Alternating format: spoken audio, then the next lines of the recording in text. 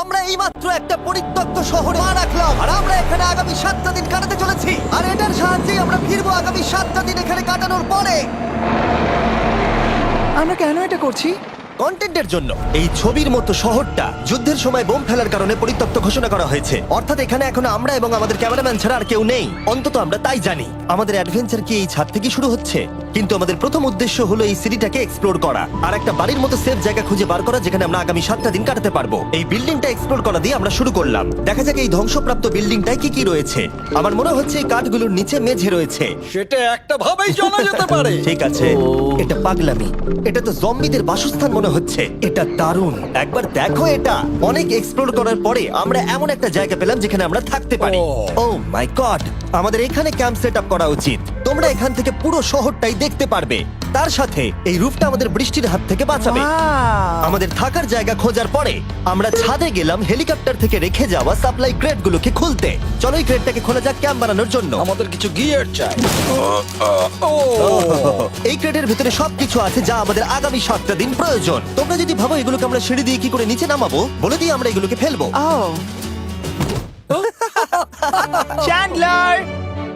দেখো এটা একদম সোজা নিচে নামছে। ক্রিস, এখন স্লিপিং ব্যাগের বৃষ্টি হচ্ছে। চ্যান্ডলার, এই নাও আমাদের ডিনার প্লেট। চ্যান্ডেলার, ওটাকে পড়তে দিও না। দেখো কি সুন্দর নিচে পড়ছে। মজা অনেক হলো, কিন্তু এবার আমাদের সার্ভাইভের জন্য অনেক কাজ করতে হবে। কারা আগুন জ্বালাবে? আমরা করব। তাহলে আমরা বিছানা বাঁধবো। ক্রিস মার্কের সাথে আগুন জ্বালাতে শুরু করলো। আমি লক কেবিনের খুব বড় ফ্যান, আমার আগুন জ্বালাতে খুব ভালো লাগে। ইগল স্কাউট, তোমাদের কি বলেছি আমি? তখন চ্যান্ডেলার আর আমি ঘুমানোর জন্য কিছু জিনিস খুঁজছিলাম।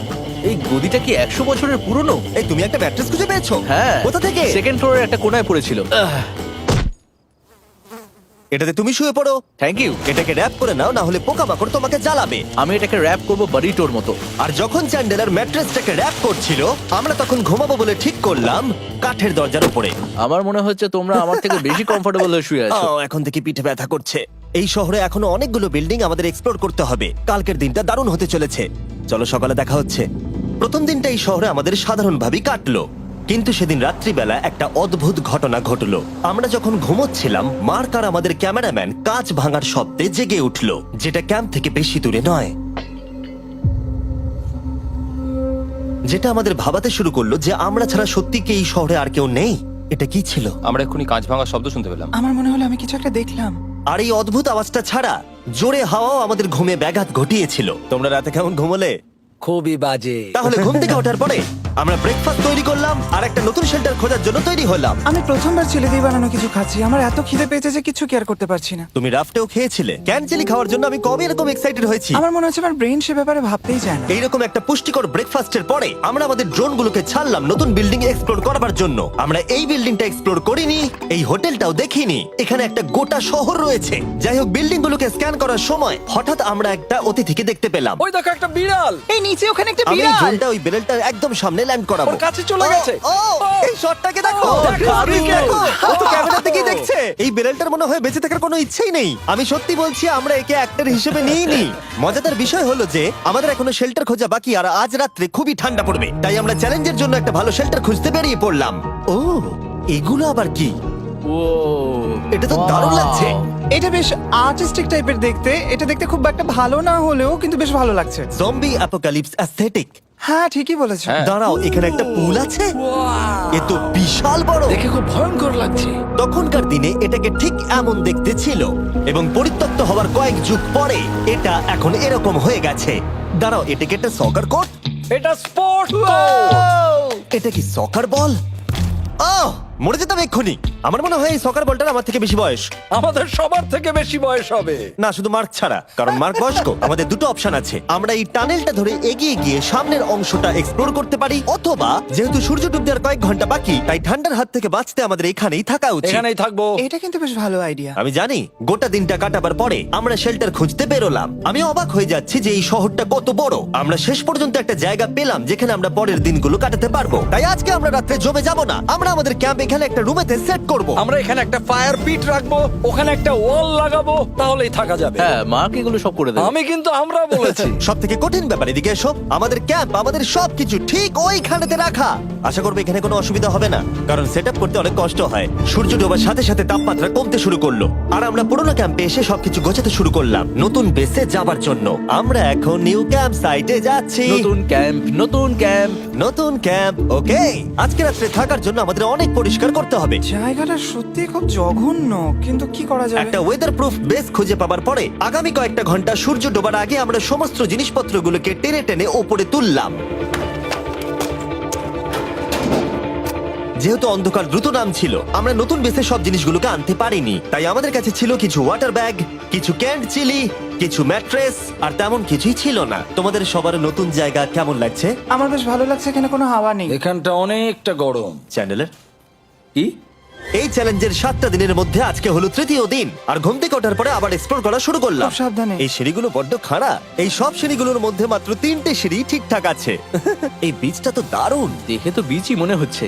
কারণ এটা একটা বীজ। হ্যাঁ হ্যাঁ হ্যাঁ। বেশি দূর যেতে হলো না, একটা অদ্ভুত ঘটনা ঘটলো।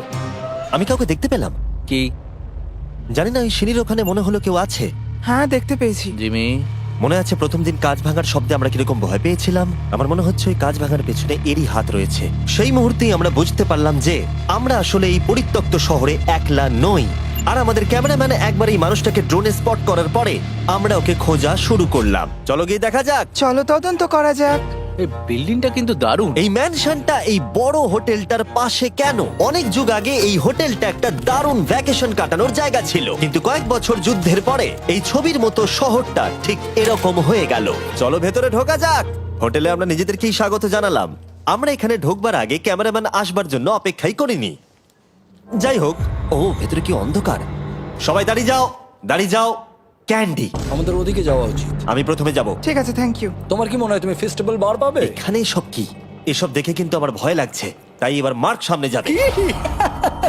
দেখো এই জায়গাটা কত লম্বা, আর যদি তুমি এখানে পড়ে যাও তাহলে তুমি মরে যাবে। এখানে কিন্তু কেউ লুকিয়েও থাকতে পারে আর আমাদের উপর অ্যাটাকও করতে পারে। যদি কেউ আমাদেরকে অ্যাটাক করে আমরা কি করব? সবাই নিজেকে বাঁচাবে। হ্যাঁ, যে সব থেকে বেশি স্লো সেই মরবে। ওই লাইটটা কিসের? হ্যালো, আমার কিন্তু বেশ ভয় লাগছে গাইস। আমরা দিনের বাকি সময়টা ওই লোকটাকে খুঁজতে কাটিয়ে দিলাম, আর যেই অন্ধকার হতে শুরু করলো আমরা আশা করছিলাম যেন ও আমাদেরকে না খোঁজে। আর এখন অন্ধকার হয়ে গেছে, আমরা এটারই অপেক্ষা করছিলাম। আমাকে বড় টর্চটা দাও। ধন্যবাদ। বড় টর্চ। এখন ওখানে কোনো বিল্ডিং দেখা যাচ্ছে না। এটা হলো পৃথিবীর সবথেকে শক্তিশালী টর্চ। তোমরা দেখতে পাবে। ভাই, আমি জলের মাছগুলোকে দেখতে পাচ্ছি লাফাচ্ছে। ও, এটা কাজ করা বন্ধ করে দিয়েছে। হঠাৎ করে এমন কি হয়ে গেল? মজার বিষয় হলো আমরা পৃথিবীর সব থেকে জোরালো টর্চ নিয়ে রাত্রিবেলা খেলছি, আর দুঃখের বিষয় হলো আমাদের এখন অন্ধকারে ফিরতে হবে। আমার তো শুনেই ভয় লাগছে। রাতের বেলা এই জায়গাটা আরো বেশি ভয়ঙ্কর। ঠিক বলেছো। 1000%। এখানে সত্যি মনে হচ্ছে যেন পৃথিবী ধ্বংস হয়ে গেছে আর আমরাই শুধু বেঁচে আছি। তাই ঠান্ডার হাত থেকে বাঁচবার জন্য আমরা ক্যাম্পে ফিরে এলাম। আমরা ক্যাম্পে ফিরে এসেছি। আমার এখন আগুনের প্রয়োজন। আমার খিদে পেয়েছে। সত্যি সত্যি চেলেই পড়ে রয়েছে। তাই যেগুলো আমাদের কাছে পড়েছিল সব এখন খাওয়া হচ্ছে। পরের দিন যদি আমরা পাই কিছু টেবিল আর 7টা এবং চেয়ার, আরো খাবার। তাহলে দারুণ হয়। কিন্তু যখন